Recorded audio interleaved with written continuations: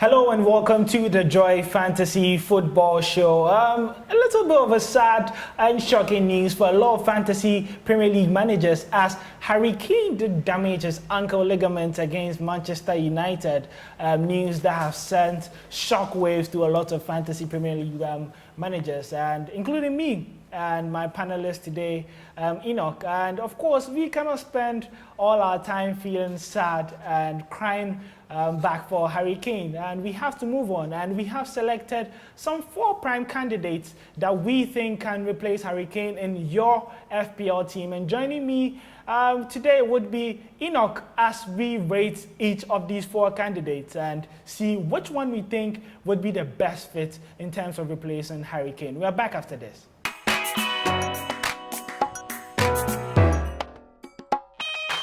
So welcome back, and I'm not here alone. I'm in the company of Enoch. How are you doing? I'm doing very well, bro. How was your game week last week? I think averagely the game week, a lot of people didn't get a lot of high points. Yeah. So getting 63, I think it was actually good.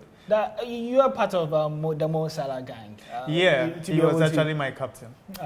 Good for you. Do you have Harry Kane, by the way, or did you have him? I have Harry Kane, by the way, and then I have to replace him, obviously. So I'm just going to look at the reason why I have to replace him. And as to much later on the show, I think the fans and everybody watching would know who you were going to replace Harry Kane with. But let's head straight into the analysis. And our first candidate is Aubameyang. And as you can see on your screen, Aubameyang, he costs £11.3 million. His selling point is that he has more fantasy Premier League points overall than Harry Kane, the man that we are trying to replace here, despite playing over 150 minutes less. And we know that Kane will be out till March. You look at the fixtures, he plays Chelsea, Cardiff, Manchester City, Huddersfield, Southampton, and Bournemouth. So there you did see Aubameyang and what he does offer. In terms of rating, what do you go for? So for Aubameyang, I think I'm going to give him an 8. An 8? Yeah. This being the fact that although Aubameyang doesn't score in big games, so with Chelsea, Manchester City, you are not going to expect Aubameyang to give you points, because out of the top 4, the only team he has scored against is Tottenham. That was their win, the 3-2 win against Tottenham at home. So what is going to happen is that with the City and the Chelsea game, which is tomorrow, we can actually say for a fact that Aubameyang is going to give us some points. But then with the smaller teams, that's where he scores all his goals. Playing with the smaller teams, those under the top 4, he scored 10 goals out of the 13 shots he had on target. And amazingly, none of the strikers in his price brackets can be compared to Aubameyang. Okay, so you went with an 8, and I'm going with a 7. A 7 is what I decided to choose for Aubameyang because, well, he just has been off, as you said, against the bigger teams. And there have also been some off days for Arsenal. And you look at that fixture list and Arsenal crumbling as a team. Yeah. Unless they pick up some form, you would need some convincing. But a 7 for Aubameyang and an 8 from Enoch is not that bad. And hopefully he may be able to capitalize on it and perform more, especially with the fixtures that he has. Now, next up on your screen is Manchester United star Rashford. Yeah, and he cost £7.5 million. Now, the Red Devils forward, he has averaged 7.6 points. And the new manager, Ole Gunnar Solskjaer, and you look at their fixtures, up until March, they play Brighton, Burnley, Leicester, Fulham, Liverpool, and Crystal Palace. Definitely winnable matches for here. You want to show your rating first? Yeah, for Rashford, amazingly, I have to go for 9. A 9? Yes, he's my number 9 actually now. That is extreme. And 9, why are you going for such a high score? So I'm going for such a high score because Rashford is now the main man for Manchester United. Rashford, when Solskjaer came in, what happens is that I read quite recently and I saw that when Mourinho was there, Rashford actually went forward, had only within 43 minutes, he was getting just a shot on target. But now with Solskjaer, every 20 minutes, Rashford averages 2 shots on target. So the more, as a striker, the more you are in front, the more you shoot, the more you are going to get the goals. Obviously, then look at the fixtures they have. With the exception of Liverpool, even for Liverpool, with the rivalry between them, you can say that Rashford can do something. And then anytime I'm choosing a striker, I always look at their midfielders. Think of Paul Pogba, the man in form. He assisted Rashford's goal against Tottenham. Exactly, and he's going to do that for a very long time because Solskjaer has given them the freedom. They now have the understanding that now nothing can stop us. We are the Red Devils. We are Manchester United. In fact, they are England. Obviously, they have all the trophies. You can think of the bigger team in England. Not even Liverpool can compare themselves to them. So I think for Rashford, you can't leave him out. He's playing Bournemouth, Leicester, Fulham, Crystal Palace.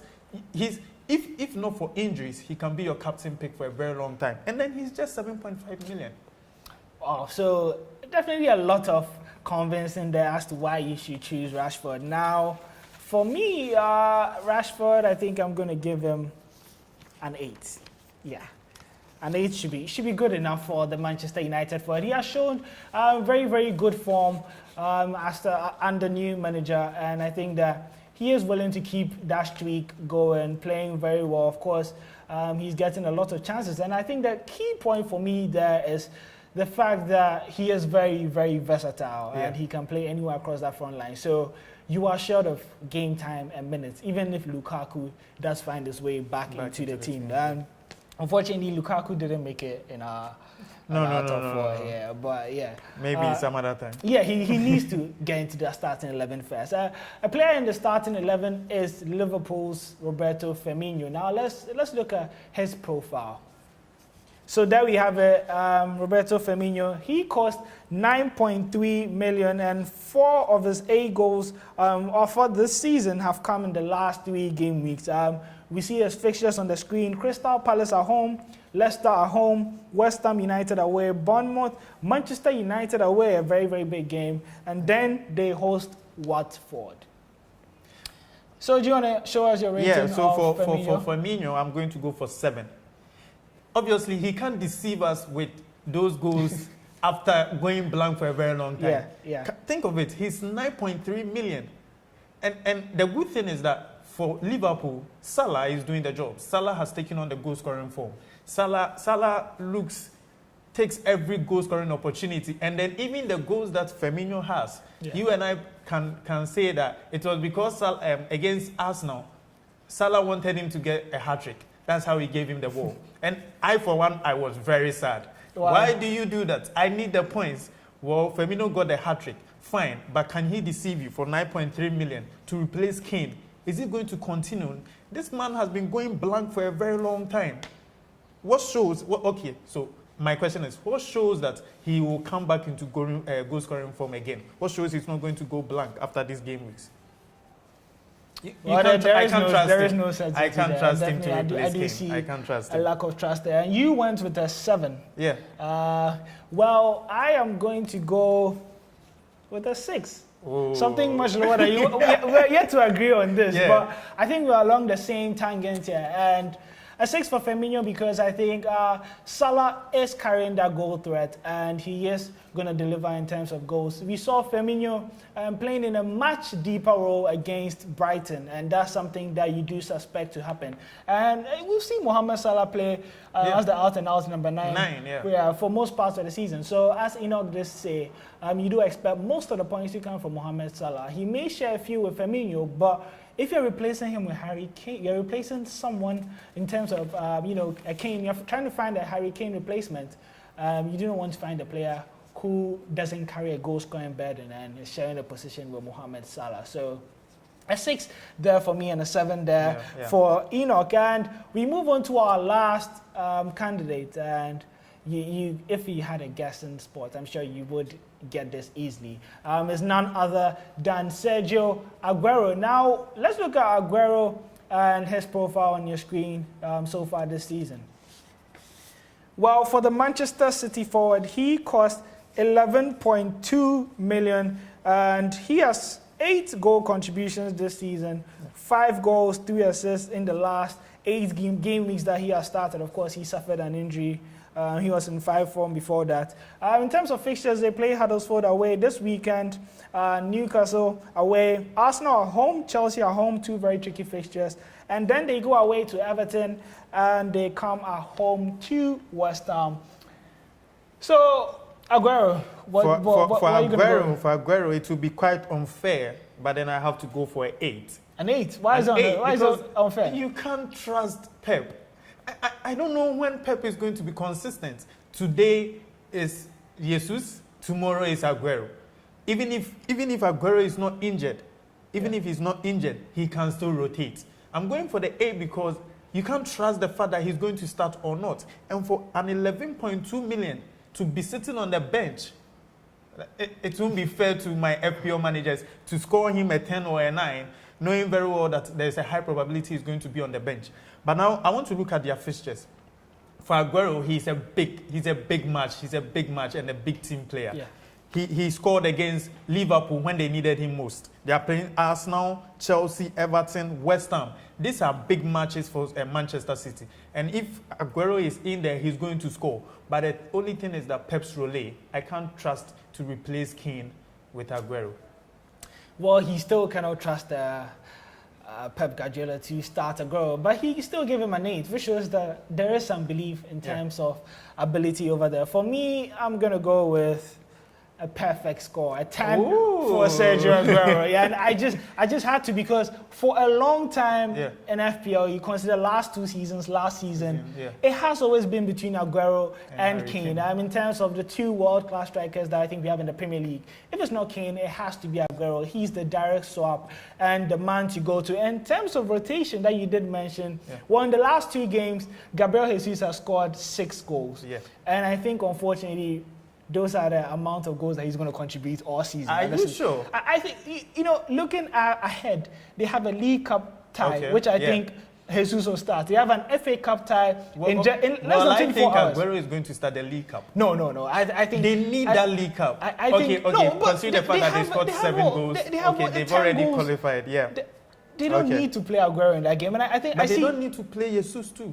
They have no other option. Jesus needs goals. He needs confidence. He can play a false 9 like he did against Chelsea. But I honestly think Jesus would start that game. Okay. Guys, don't mind him. He's trying to put away my 10. It's a 10 for Aguero, and I think that he would be very crucial in terms of the title push. Man City, they are still 7 points behind Liverpool, and Aguero would be crucial in that. So I think that he would be key, and he is yet to start in terms of the season.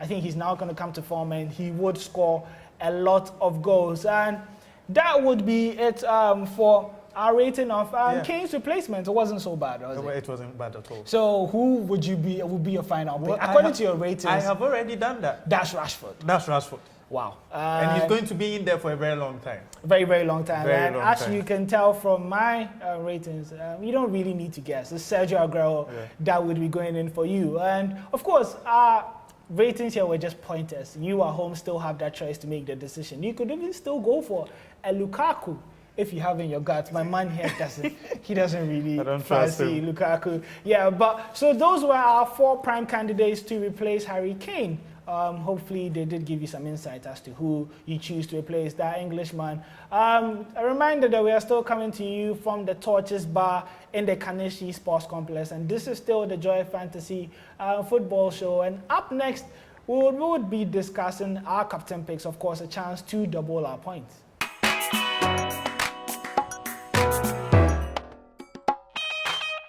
Our captain picks.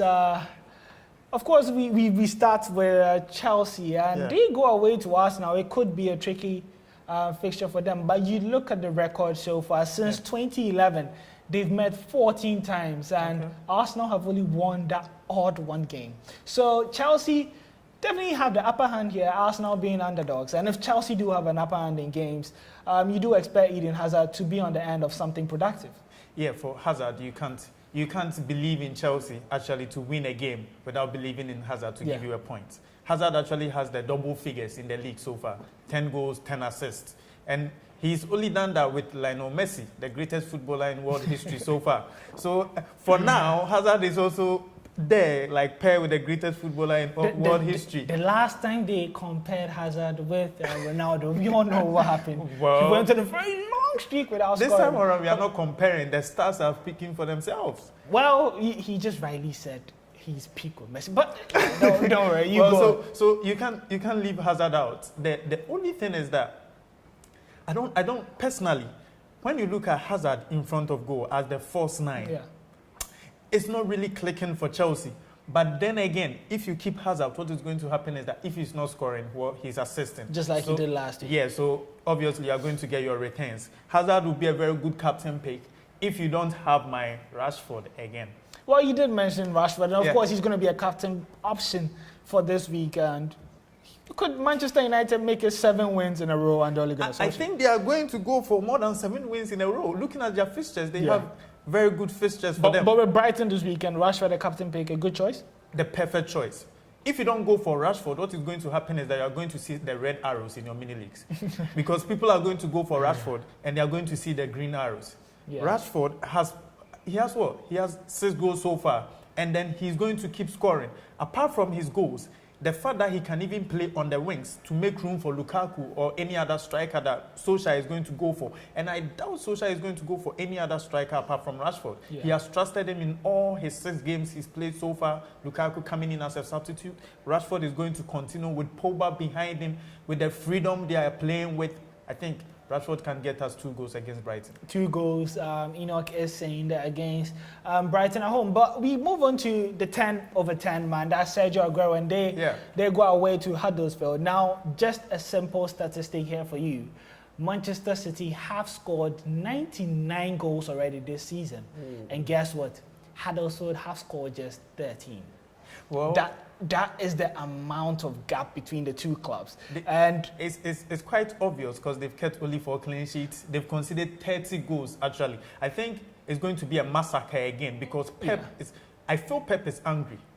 Looking at the league, he probably wants to send a message to Liverpool. He does, and he wants to. And I don't know, for some strange reason, he wants to prove a point. Yeah. I don't know the points he wants to prove. You've already broken all the records in England. They could break a goal. I think there is a record of 150 goals in a season being the most. I think that's what he's chasing. Apart from that, he's chasing the back-to-back too, which is going to be very difficult because Liverpool too is on form thanks to Ahmad Salah. But Man City had those 4. Do you see a massacre? And I see a massacre and Aguero getting us goals and assists and more points. More points. Hopefully double figures for Aguero. His away form hasn't been the best though, but I think against the Huddersfield side, who are struggling. You know, they just changed coach to they sacked or they parted ways with David Wagner. It wasn't the sack. I think the guy he needs He's a probably new not challenge. getting the buys, and it's really difficult sitting bottom of the Premier League, and it doesn't look too good for Huddersfield. But I doubt it will have any effect on this game. It'll probably make it worse. It can't get any better. It can't get any better from here.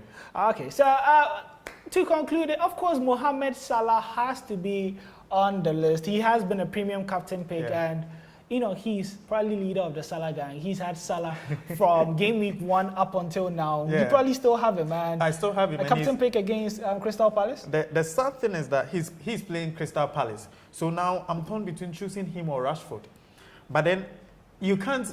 A friend of mine told me that anytime you don't captain Salah, what happens is that you're not even a contender for the Guinness Awards. So for Salah and Crystal Palace, I think they've met several times, and anytime they meet, Salah shows them that he is the man.